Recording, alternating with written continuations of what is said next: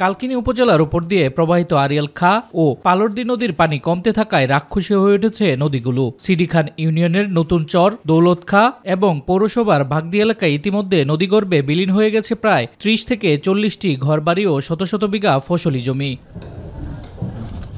বসতভিটা হারিয়ে কেউ আশ্রয় নিয়েছে রাস্তার ধারে, কেউ বা বাঁধের পাশে। আর যারা এখনো টিকে আছেন তারাও নদী ভাঙন আতঙ্কে ঘুমাতে পারছেন না। ক্ষতিগ্রস্ত এলাকাগুলোতে ভেঙে যাচ্ছে ফসলি জমি, বাজার, মসজিদ, এমনকি শিক্ষা প্রতিষ্ঠানের অবকাঠামো। এই নদী গর্ভে ৭ বিঘা জমি অলরেডি চলে গেছে।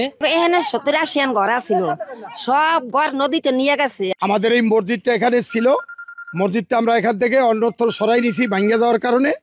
আবারও ভাঙতে ভাঙতে সেই মসজিদ পর্যন্ত চলে যাইতেছে। নদী ভাঙনে নিঃস্ব হওয়া পরিবারগুলো সরকারের কাছে দ্রুত ও স্থায়ী সমাধান চায়। ইতিমধ্যে স্থানীয়রা মানববন্ধন করে প্রশাসনের দৃষ্টি আকর্ষণ করেছেন। তারা বলছেন, শুধু প্রতিশ্রুতি নয়, প্রয়োজন বাস্তবমুখী পদক্ষেপের। আমাকে বাড়ি সব কিছু ভাঙ্গে চিরা নদীতে লয়ে গেছে, আমাকে থাকার কোনো স্থান নাই। আরো ২০ থেকে ২৫টা ঘর যে কোনো মুহূর্তে বিলীন হয়ে যেতে পারে। সরকারের প্রতি আমাদের আকুল আবেদন, যাতে যত তাড়াতাড়ি আমাদের জিওবাগ ফলাইয়া নদী ভাঙনটা প্রতিরোধ করা হয়। বিষয়টি সংশ্লিষ্ট কর্তৃপক্ষকে জানানো হয়েছে, দ্রুত ব্যবস্থা নেওয়া হবে বলে জানিয়েছে উপজেলা প্রশাসন। যেসব জায়গায় নদী ভাঙন হয়েছে সে বিষয়ে আমি দ্রুতই জেলায় পানি উন্নয়ন বোর্ডের কর্মকর্তা যারা আছেন তাদের সাথে যোগাযোগ করব এবং পাশাপাশি যে সকল ক্ষতিগ্রস্ত পরিবার রয়েছে তাদেরকে শুকনা খাবার সরবরাহের মতো যে কর্মকাণ্ডগুলো আছে সেগুলো গ্রহণ করব। তবে এলাকাবাসীর দাবি কেবল আশ্বাস নয়, প্রয়োজন নদীতে দ্রুত জিও ব্যাগ ফেলা ও স্থায়ী বাঁধ নির্মাণ সহ কার্যকর পদক্ষেপ।